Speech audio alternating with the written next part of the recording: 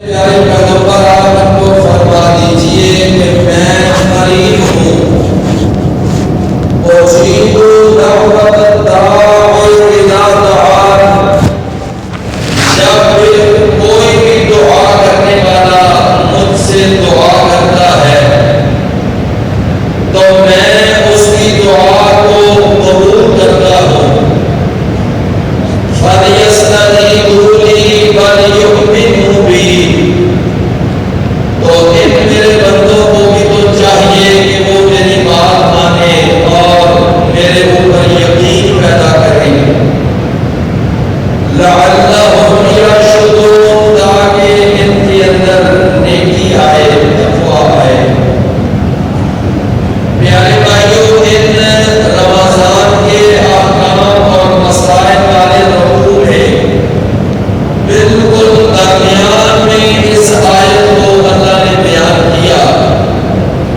مفسرین نے اس کا ایک مطلب یہ بیان کیا ہے کہ ہر مزدور کو مزدوری کام مکمل کرنے کے بعد ملتی ہے، لیکن یہ روزے دار اللہ کا اتنا پیارا ہے، اتنا لاڈلا ہے اور اتنا چہیتا ہے کہ اللہ تعالیٰ یہاں اشارہ دے رہا ہے کہ اگر یہ روزے دار میرا بندہ وہ مزدوری مکمل کیے بغیر، کام مکمل کیے بغیر اگر پہلے بھی مجھ سے اپنی اجرت اور مزدوری لینا چاہے، مانگے، میں پہلے بھی دینے کو تیار۔ تو دعا کا رمضان کے ساتھ، روزوں کے ساتھ ایک بہت ہی اہم تعلق ہے۔